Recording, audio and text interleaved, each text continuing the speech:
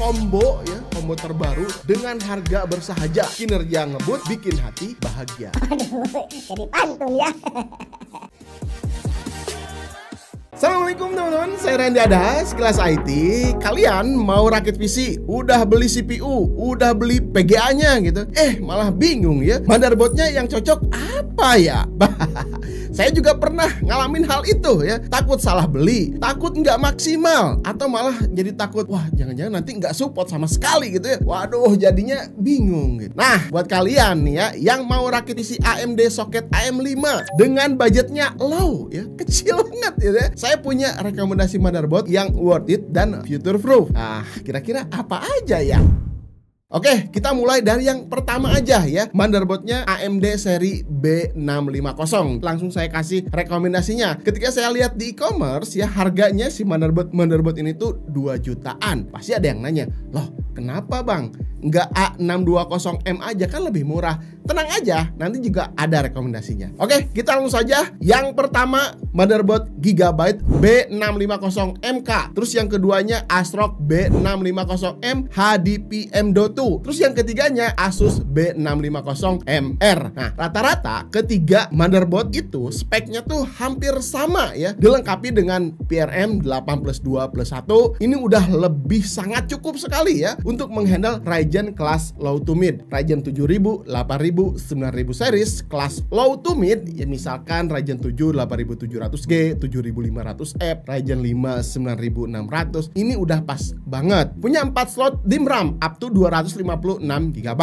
Kecuali yang ASRock dan Asus hanya ada 2 slot DIMM aja. Ya nggak masalah, tetap bisa berjalan dual channel. Misalkan kita pakai 16x2 DDR5 6000 MHz ya, udah cukup di zaman sekarang. Di tahun 2025 tuh ya 2x16 udah cukup.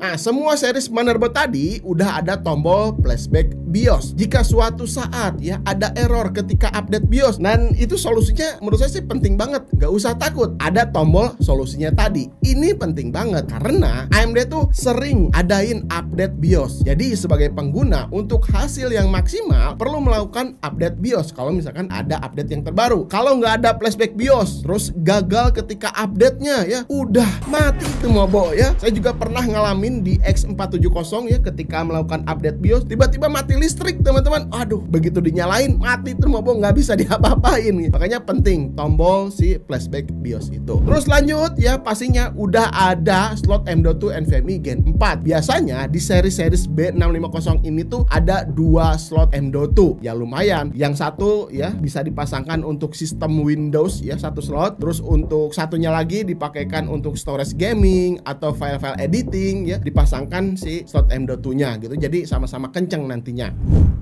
Terus apalagi ya, kekurangannya paling ya kalau misalkan kita menggunakan NVMe Gen 5 teman-teman, kecepatan ya mentok di 7400 MB/s karena dukungan si motherboardnya masih di PCIe 4.0 gitu ya. Kecuali nih yang motherboard ASRock B650M HDP. Nah, ini sudah mendukung NVMe Gen 5. Ini sih nilai plus ya buat motherboardnya ASRock di kelas B650M. Terus untuk slot PCIe-nya di sini masih menggunakan PCIe 4.0x16. Nggak terlalu masalah teman-teman kalau kita nantinya hanya pakai RTX 4060, 4070, 5060 atau RX Radeon 70 series atau 60 series gitu ya. Speednya itu masih tetap maksimal ya, didukung oleh si PCI Express-nya. Untuk konektivitas USB juga di sini udah lengkap, ada USB Type-C Gen 2. Nah, ini cukup oke ya, apalagi di motherboard ASRock dan Gigabyte itu udah ada di belakang. Tapi untuk si motherboard Asus B650MR ada, tapi hanya di bagian depan saja. Oke, jadi kan kalau misalkan kita mau beli motherboard ya, pilihannya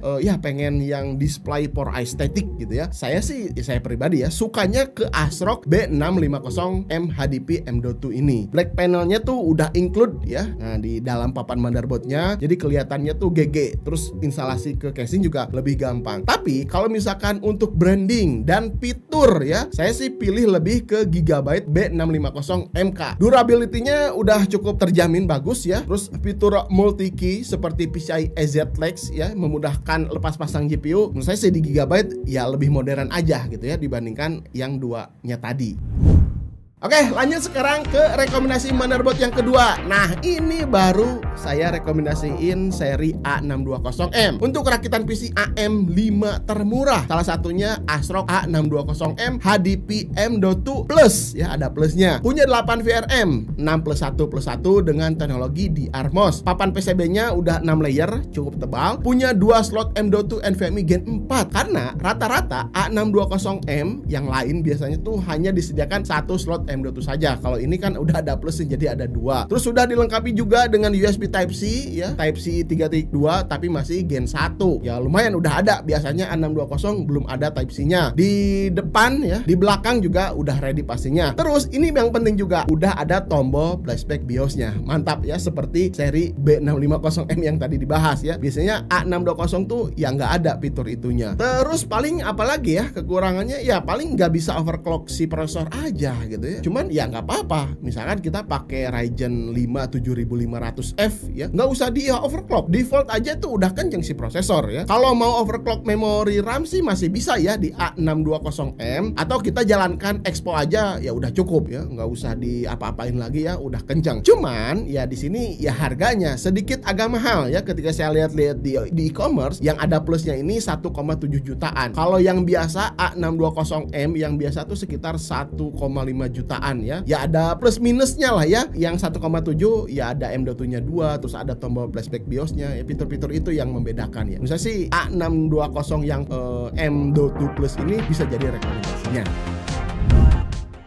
Sekarang rekomendasi yang ketiga. Ini sih kalau misalkan kalian budgetnya ada lebih sedikit, saya coba sarankan B850M Wi-Fi. Nah ini bisa jadi rekomendasinya. Ada dari beberapa brand juga. Misalkan dari ASRock-nya ada B850M Steel Legend Wi-Fi, atau yang Pro RS-nya juga bisa. Dari Gigabyte ada B850M Eagle Wi-Fi 6E ya. Terus dari MSI juga B850M Gaming Plus Wi-Fi. Nah ya, rata-rata kelas si motherboard B850M ini udah dilengkapi lebih dari 11 VRM 8+2+1 untuk si MSI tadi. Terus untuk dari si Gigabyte yang Eagle 8+2+2. Terus untuk yang Steel Legend ini malahan lebih besar ya, VRM-nya banyak 12+2+1. Terus kalau misalkan kita melihat slot PCIe-nya ya, seri 850M ini udah support PCIe 5.0x16 ya, jadi lebih modern. Nantinya bisa dipasangkan NVMe Gen 5 ya di motherboard ini, bisa berjalan sampai 14.000 MB/s.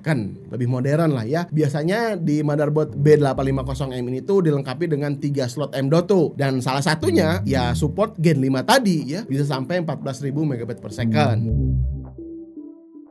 Terus untuk fitur overclock juga di sini nggak usah khawatir ya, bisa melakukan overclock juga, bisa lebih tinggi malahan gitu ya, karena VRM-nya tadi yang banyak gitu ya. Terus ada RGB di papan motherboardnya, mau pasangkan RGB biar estetiknya lebih menarik, udah ada. Heatsink VRM-nya udah segede-gede gaban ya, udah besar-besar ya, karena untuk mendinginkan VRM ketika si VRM ini bekerja full load atau panas ya, makanya dikasih heatsink yang besar. Kalau untuk konektivitas ya, USB Type C pastinya udah ready USB Type C Gen 2 ya. Terus apalagi ya kelebihannya, ya fitur-fitur DIY ya, masing-masing brand udah tersemat biasanya, karena setiap brand tuh fitur-fitur DIY ini tuh berbeda-beda. Berfungsi biasanya sih ya untuk memudahkan instalasi seperti NVMe ya, terus GPU ya, dan semacamnya. Pokoknya DIY setiap brand macam-macam lah, tiap brand punya inovasi yang berbeda-beda gitu ya. Itu masih balik lagi ke selera pribadi ya, mau pilih yang Gigabyte atau MSI atau ASRock mana aja bebas sih, karena speknya menurut saya sih hampir mirip-mirip lah, dan harganya juga masih mirip-mirip di 3 jutaan lebih sedikit. Nah, kalau misalkan kelas motherboard ini cocok untuk kalian yang mau rakit PC-nya lebih ke middle ke atas. Nah, dengan fitur-fitur yang lengkap tadi ya, bisa dipadukan dengan prosesor-prosesor seperti Ryzen 7 7700X, Ryzen 7